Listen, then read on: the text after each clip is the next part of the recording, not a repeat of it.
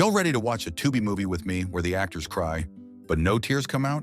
The story begins with a married couple, Eli and Bianca Buss. Their last name is literally Buss. Like, is it bussin'? Or is that a bussy? They hosting a party to celebrate conceiving a baby after trying hard for so long. But things take an unexpected turn when Bianca screams for help and bleeds heavily. At the hospital, Eli almost breaks down at the thought of losing his baby, but his mother-in-law preaches to him about God, like it's Sunday at church's chicken. Despite everything, Bianca loses the baby. The doctor assigned to the case tells Eli she had to pick between saving Bianca or the baby, and she had no choice but to pick Bianca. Devastated, Eli insists he did everything right during the pregnancy and asks what might have gone wrong. Then the doctor reveals she re-examined Bianca and noticed she has preeclampsia and a severe case of endometriosis, both of which make her chances of having a child very low. Before the doctor leaves, she refers Eli to a fertility specialist and suggests that he consider adopting children or surrogacy. A few days later, London and her sister Ava go out shopping and unexpectedly run into their old friend, Vanity. London is surprised since Vanity was supposed to be in California.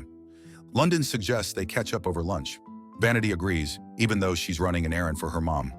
Over lunch, Vanity shares that California was great for her music career, but things went downhill after a fallout with her producer, who may or may not be named Diddy. She's starting to think music isn't for her anymore. Vanity's mom calls, nagging her for hanging out with London, saying London would always be chasing them nappy-headed boys. After the call, Vanity is clearly over her mom's BS, and London tells her to move in with her instead.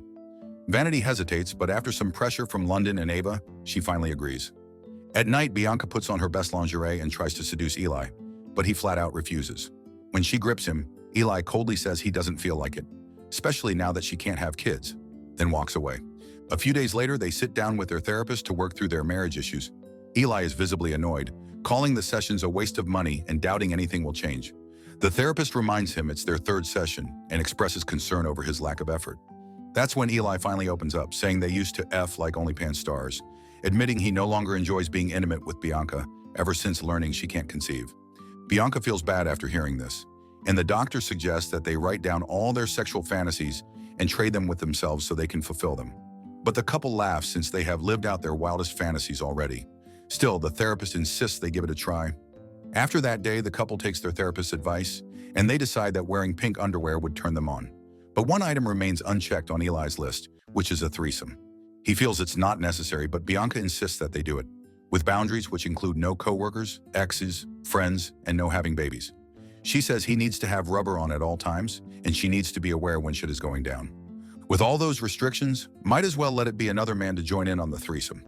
As a man of culture, Eli agrees and immediately talks about a friend, Casey, who's throwing a Diddy party, which they can stop by to have fun. It goes well, and as planned, they get with a random girl at night. The following day, Vanity moves into London's house, and London's brothers, Kevin and Jordan, help to move her things in. When done, London says they should all go out for a good time at the nightclub, but Ava bails since she's got clients. As she leaves, Vanity can't believe London lives in the same house she grew up in, and that's when London says she inherited the place from her parents after they died in an accident. At some point, London asks Vanity what happened in California that caused her to leave. At first, it's hard for Vanity to answer, but she reveals that the music industry is dark, and she was raped by her producer. Damn, this got dark and too true to the Diddy story. London feels bad for her and tries her best to console her until her boyfriend calls. He wants her to follow him to a party, but she declines and chooses to stay with her friend. When Vanity learns about it, she convinces London to go while she unpacks her luggage. The next morning, Vanity wakes up to London preparing a collard green smoothie. London forces her into a morning workout session at the gym. Coincidentally, it's the same place where Eli works out. While exercising, London can't take her eyes off the pot-bellied senior citizen and even imagines getting freaky with him. After losing in an intense workout session to London, Vanity heads to the showers but bumps into Eli. His tattoo says Thug Life, but looking more like a Bug's Life, Caterpillar looking Oz. He tries to flirt with her using a corny pickup line, but she turns him down and leaves. In the locker room, London meets up with her. Once she confirms that Vanity isn't interested in having fun, she invites her to a party, hoping it'll inspire Vanity to get back into music. Look at all that cake. I'd be in the hospital for diabetes.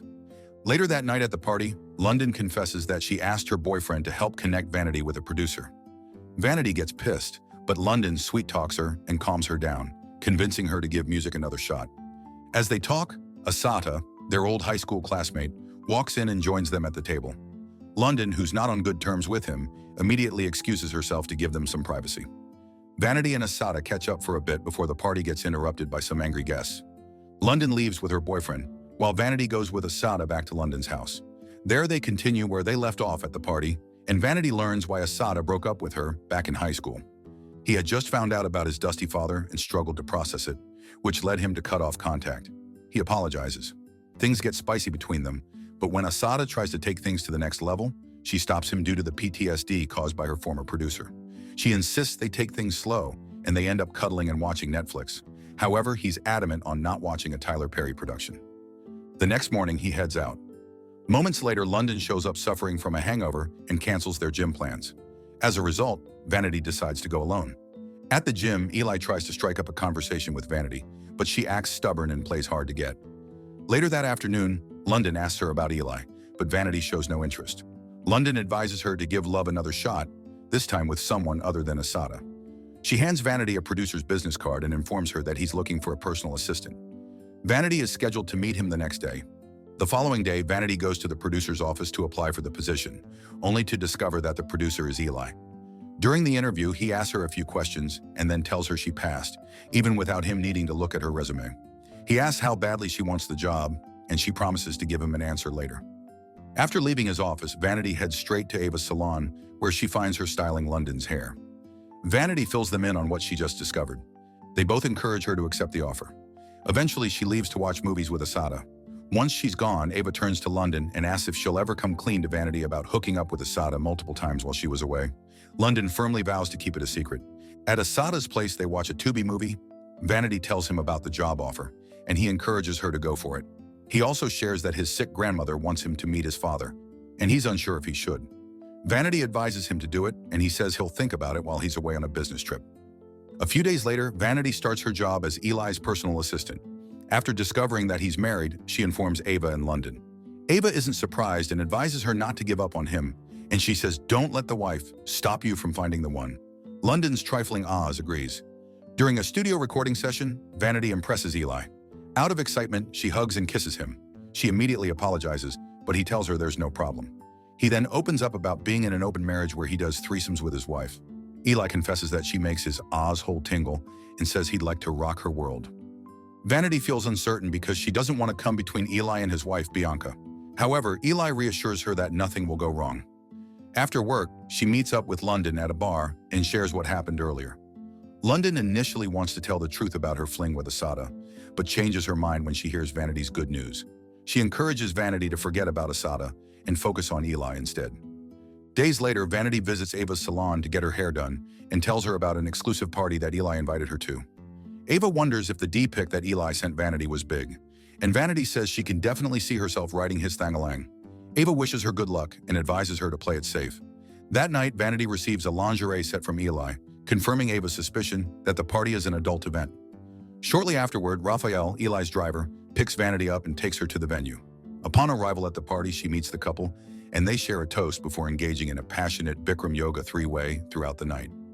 As time passes, Eli and Vanity's situationship deepens because her kitty cat good. Meanwhile, Asada returns to town and leaves a voicemail for Vanity, letting her know that his father is in town and he'll update her after their meeting. He walks into an office building where he meets Bianca, who has been trying unsuccessfully to reach Eli. She retrieves the key to Eli's office from the receptionist and leads Asada through the hallway. While walking, Bianca casually asks if he's an artist, and Asada reveals that he's Eli's son. Bianca is too stunned by the revelation, but Eli clarifies that he only came to hear her side of the story. When they reach the office and open the door, they find Eli breaking Vanity's back. Eli tries to fumble and, "I can explain," but Bianca isn't buying any of it, while Asada storms off, feeling utterly betrayed, but mostly pissed his father was smashing his potential girl. Vanity runs after him, trying to calm him down, but he refuses to listen.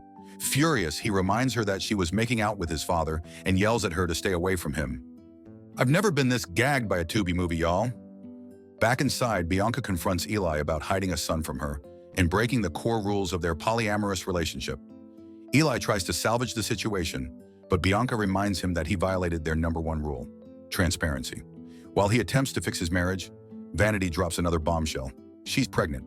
This pushes Bianca over the edge, and in her rage, she kicks Eli out of the house.